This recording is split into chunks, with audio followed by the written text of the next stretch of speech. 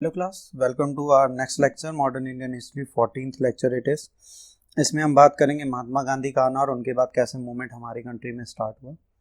देखिए, जब महात्मा गांधी आए उससे पहले आपको पता है कि वर्ल्ड वॉर की सिचुएशन चल रही थी, कंडीशन बहुत ख़राब थी। लखनऊ पैक्ट साइन हो रहा था, मॉडरेट लिबरेट एक साथ वापस आ रहे थे, एक्सट्रीमिस्ट और मॉडरेट एक साथ वापस आ रहे थे। बट धीरे धीरे धीरे धीरे डिस्प्यूट्स चल रहे थे, होम रूल लीग चल रहा था, वर्ल्ड वॉर में कांग्रेस ब्रिटिशर्स का साथ दे रही थी। बट इन सबसे पहले, जैसे मैंने आपसे कहा कि मैं आपके लिए स्पेशल लेक्चर महात्मा गांधी को ऑलरेडी अपलोड कर चुका हूँ, बट उसके बाद भी कुछ बेसिक है जो आपको हमेशा के लिए थोड़ा बहुत पढ़ना है, वो मैं आपको पढ़ा रहा हूँ। गांधी जी जब अपनी अर्ली करियर में अपना स्टार्ट हुए तो साउथ अफ्रीका चले गए थे 1893 में केस परस्यू करने अब्दुल्ला सेठ का। उसके बाद 1894 में इन्होंने नेशनल इंडियन कांग्रेस इस्टेब्लिश की इंडियंस के राइट्स के लिए। फिर 1899 में इन्होंने Indian ambulance Corp bore war के लिए डाली और इसमें केसरेंद्र मैंडेला। देखिए, गांधी जी कहते हैं कि बोर वॉर में जो बोर के साथ हो रहा है वो गलत है, बट क्योंकि मैं एक ब्रिटिश सिटीज़न हूँ, एक ब्रिटिश इंडियन एम्पायर का सिटीज़न हूँ, तो मैं ब्रिटिशर्स का साथ दूंगा।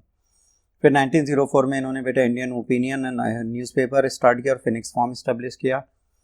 1906 में बेटा इन्होंने पहला सत्याग्रह अपना स्टार्ट किया, कंपलसरी सर्टिफिकेशन ऑफ रजिस्ट्रेशन जो था मैरिज का, इसके लिए पैसिव रेजिस्टेंस एसोसिएशन इन्होंने बनाई।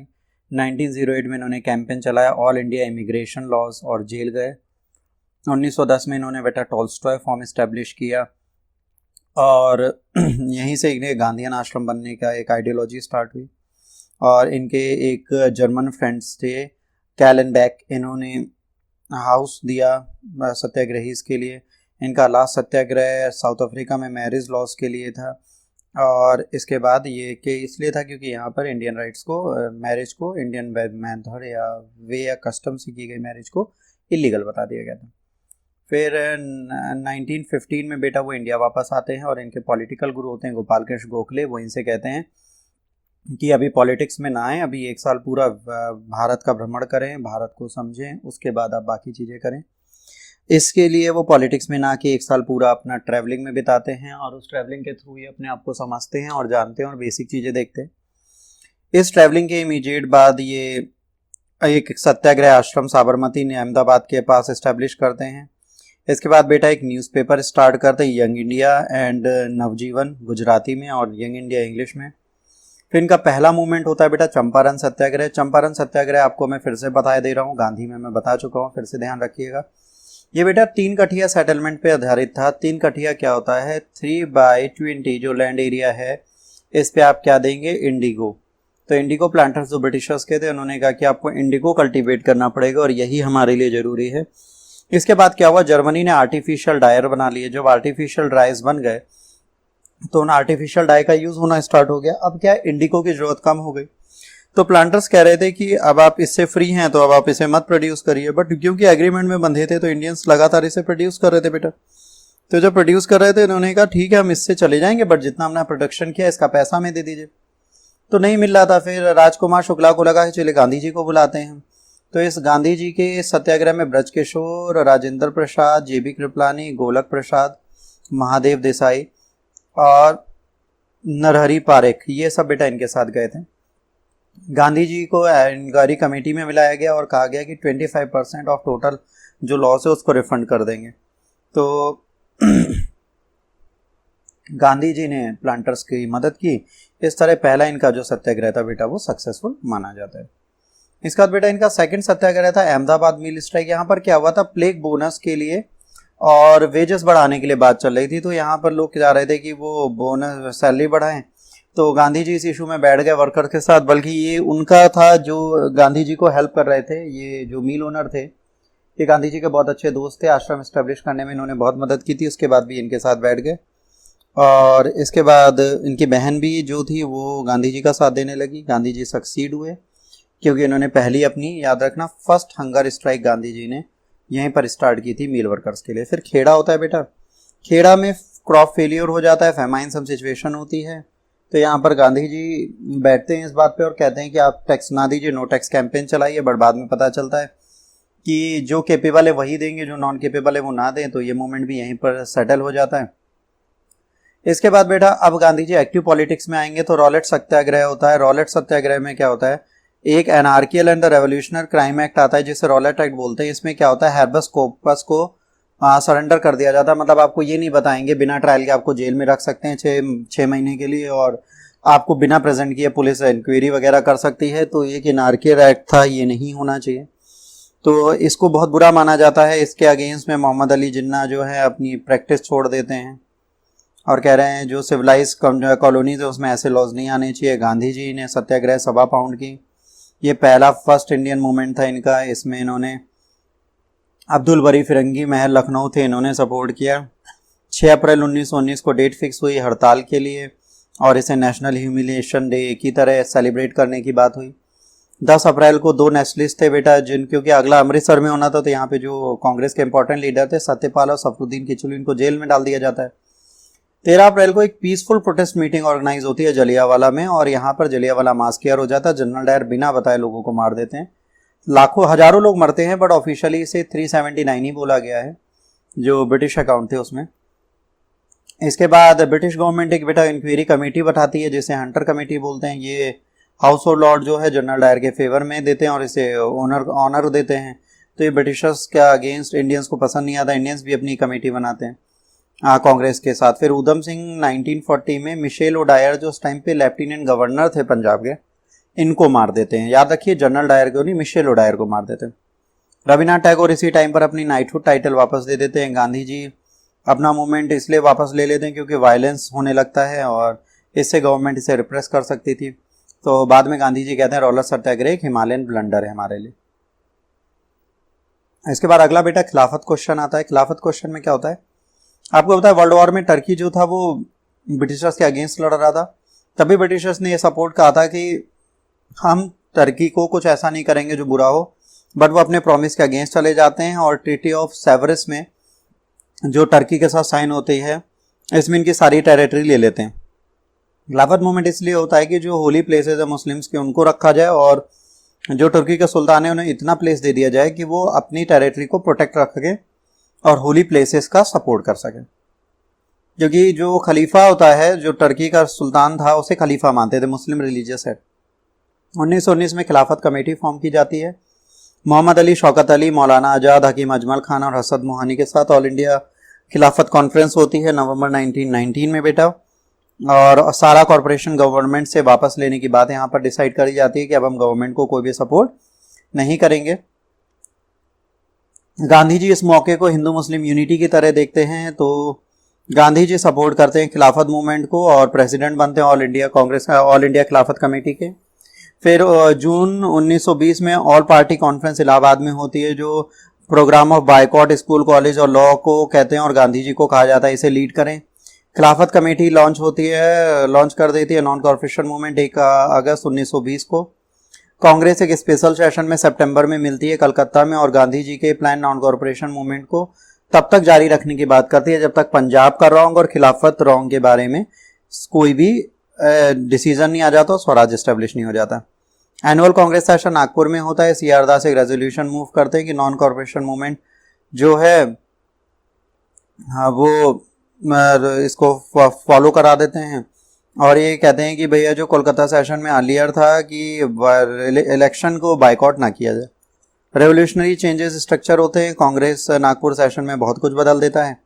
कांग्रेस का अटेनमेंट अब कॉन्स्टिट्यूशनल लीगल मींस से स्वराज आ जाता है जो पीसफुल लेजिटिमेटेड मींस के थ्रू आएगा। एक कांग्रेस वर्किंग कमेटी बनाई जाती है, 15 मेंबर्स इसे फॉर्म करते हैं। प्रोविंशियल कांग्रेस कमेटी आती है, लिंग्विस्टिक बेसिस पे काम करती है। मेंबरशिप 4 आना कर दी जाती है ताकि सब लोग इसमें जुड़े और हिंदी नेशनल लैंग्वेज की तरह यूज की जाती है। तिलक मर जाते हैं अगस्त 1 को, तो तिलक स्वराज फंड बनता है जिसमें कुछ ही दिनों में 1 करोड़ से ऊपर कलेक्ट हो जाते हैं। गांधी जी प्रॉमिस करते हैं कि अगर नॉन कॉर्पोरेशन फुल्ली इंप्लीमेंट होता है तो 1 साल के अंदर हमें स्वराज मिल जाएगा।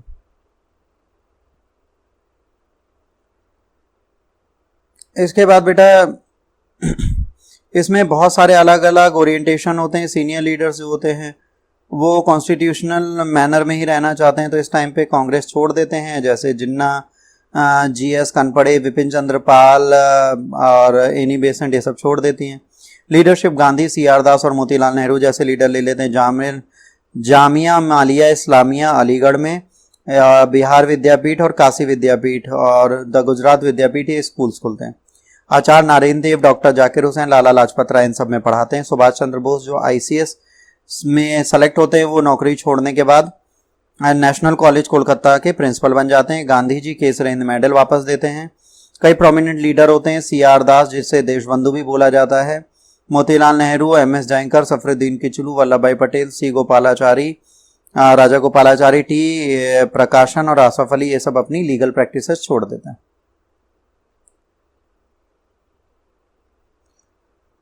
इसके बाद बेटा जुलाई 1921 में ऑल इंडिया खिलाफत कॉन्फ्रेंस कराची में होती है, जिसमें ब्रिटिशर्स की कोई भी जॉब ज्वाइन करने की बात नहीं होती। सेम गांधी जी अपील करते हैं। एक कैपिटलिस्ट उमर साबानी एलिस्टोन मिल के होते हैं, ये भी मूवमेंट ज्वाइन करते हैं। दुगरेर लाल गोपाल कृष्णन अनैया स्ट्रॉन्ग एगिटेशन करते हैं गुन्नूर डिस्ट्रिक्ट में, जहां चिराला रिफ्यूज करते हैं म्यूनसिपालिटी टैक्स को पे करने के लिए। जनवरी में गांधी जी बारलोडी तालुक में कहते हैं कि अब सिविल डिसोबीडियंस मूवमेंट अगले हायर स्टेज का और नॉन कॉर्पोरेशन मूवमेंट स्टार्ट कर दिया जाएगा। बट 5 फरवरी 1921 को एक बहुत बड़ा इंसिडेंट हो जाता है, 22 पुलिसमैन मार दिए जाते हैं। इसके बाद ये मूवमेंट 1922 है बेटा, ये 1922 में मार दिए जाते हैं और ये मूवमेंट यहीं पे खत्म हो जाता है। कांग्रेस वर्किंग कमेटी 12 फरवरी को मिलती है और इस मूवमेंट को हटा देती है और ये चला जाता है। नॉन कॉर्पोरेशन मूवमेंट की सबसे बड़ी बात थी कि इसमें हिंदू मुस्लिम यूनिटी थी, ये दोबारा कभी रिपीट नहीं होता। इस मूवमेंट को बहुत इंपॉर्टेंट माना जाता है बाइकॉट और फॉरेन क्लोथ्स के लिए। तो एक बहुत इंपॉर्टेंट मूवमेंट था जिसने गांधी जी को पहली बार एक अच्छा मूवमेंट करने की आइडियोलॉजी और प्लान दिया। इसके बाद बेटा स्वराज पार्टी एग्जिस्टेंस में आती है। यहाँ पर क्या होता है, यहाँ पर पार्टी 2 पार्ट में बढ़ जाती है, pro changer no changer. No changers कहते हैं जो गांधी जी ने कहा वही करेंगे, इलेक्शन अभी भी बाइकॉट होगा, कंस्ट्रक्टिव वर्क चलेंगे। प्रो चेंजर्स कहते हैं कि नहीं ऐसा नहीं होगा, अब हम काउंसिल इलेक्शंस में जाएंगे और अंदर से अंग्रेजों को वीक करेंगे और उनकी चीज़ों का एक्सपोज करेंगे। नो चेंजर्स में वल्लभ भाई पटेल, राजेंद्र प्रसाद, सी राजा गोपालाचारी थे जो गांधी जी के सपोर्टर थे। प्रो चेंजर में सीआर दास, नेहरू और विट्ठल भाई पटेल और लाला लाजपत राय थे। तो ये सब इनके अपोजिट थे। फिर गया सेशन होता है सीआर दास के प्रेसिडेंटशिप में और एक काउंसिल इलेक्शन में पार्ट लेने की बात करते हैं। इसी सपोर्ट में वो 1 जनवरी 1933 में कांग्रेस खिलाफत स्वराज पार्टी स्टैब्लिश करते हैं। मोतीलाल नेहरू भी इसके सेक्रेटरी बनते हैं। इसका फंक्शन होता है पार्टी के अंदर ही रहकर इलेक्शन को फॉलो करना। इसके बाद एक स्पेशल सेशन होता है 1923 में। कांग्रेस का प्रेसिडेंट होते हैं अब्दुल कलाम आजाद जो स्वराजिस्ट को इलेक्शन कंसल्ट करने का पार्टी दे देते हैं। गांधी जी काउंसिल एंट्री को अपोज करते हैं बट नॉन वायलेंट और नॉन कॉर्पोरेशन मूवमेंट के साथ कोई फ्रॉड नहीं। उसके बाद गांधी जी के एफर्ट से by the efforts of Gandhi ji Swarajist could carry on working with the council on the behalf of Congress. पहले तो वो अपोज करते हैं, उसके बाद में कहते हैं कि नहीं आप कर सकते हैं। इसके बाद बेलगांव जो 1924 में गांधी जी के प्रेसिडेंटशिप में इंडियन नेशनल कांग्रेस का सेशन होता है, उसमें इनको वापस जोड़ लिया जाता है। 1923 के इलेक्शन होते हैं। स्वराजिस्ट 42 सीट 101 में जीत लेती हैं सेंट्रल लेजिस्लेटिव असेंबली में। इस असेंबली में स्वराजिस्ट एक अलायंस बनाती हैं अदर इंडियन ग्रुप्स के साथ और मैनी अथॉरिटीन गवर्नमेंट इनिशिएटिव्स को हरा देती हैं। पब्लिक सेफ्टी बिल इंट्रोड्यूस होता है, गवर्नमेंट हार जाती है। 1925 में विट्ठल भाई पटेल प्रेसिडेंट स्पीकर बनते हैं सेंट्रल लेजिस्लेटिव असेंबली के। मोतीलाल नेहरू पहले सेशन में न्यू कॉन्स्टिट्यूशन फ्रेम करने की डिमांड रख देते हैं। तो कहीं नहीं स्वराजिस्ट ने भी कहीं ना कहीं बहुत इंपॉर्टेंट रोल प्ले किया और बहुत इंपॉर्टेंट काम किया। इसके बाद बेटा 1923 से 1924 में जो इन्होंने किया उसमें आपको बता दें सीआर दास जो हैं वो मेयर बने। विट्ठल भाई पटेल अहमदाबाद म्यूनसिपालिटी संभाले थे। Rajendra Prasad Patna municipality, Jawaharlal Nehru Allahabad municipality. No changers Rajendra और सरदार पटेल जो थे ये बिलीव करते थे लोकल बॉडीज़ और कंस्ट्रक्टिव प्रोग्राम्स के लिए। स्वराज पार्टी डिक्लाइन होने लगी, सीआर दास मर गए और बाद में ये कम्युनिज्म पे कॉरपोरेशन पे इश्यूज आने लगे। तो इसके बाद रिस्पॉन्सिविस्ट कॉरपोरेशन हुआ। NC Keller, MR Jayakar, Lala Lajpat, Madan Mohan Lal इन्होंने कॉरपोरेट किया गवर्नमेंट के साथ हिंदू राइट्स को सेफगार्ड करने के लिए। स्वराजिस्ट रैंक में सबसे इंपॉर्टेंट लीडर्स थे। 1926 में विड्रॉ हो गया लेजिस्लेटिव फाइनली वॉक और 1929 में सबको पता है कि जब साइमन कमीशन आता है तो ये लोग अपनी लेजिस्लेटिव असेंबली से वॉकआउट कर जाते हैं।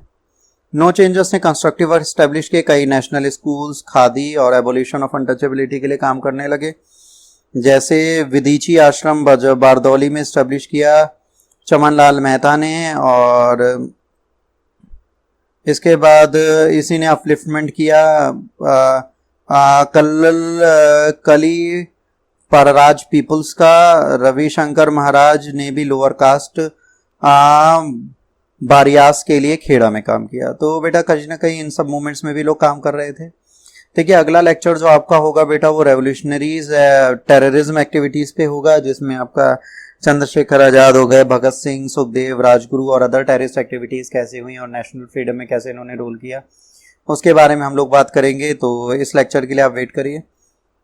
होपफुली आपको ये लेक्चर अच्छा लगा होगा। अगर अच्छा लगा तो प्लीज़ लाइक शेयर और सब्सक्राइब करिए। और ये हमारा इंस्टाग्राम और फेसबुक का लिंक है, प्लीज़ इसमें जाके हमें फॉलो करिए। अगर आप डिसलाइक करना चाहते हैं तो प्लीज़ डिसलाइक करके कमेंट में ज़रूर लिखें आपने इसे डिसलाइक क्यों किया, ताकि मैं इसे इम्प्रूव कर पाऊँ। आज के लिए इतना ही। God bless you all, take care, bye bye.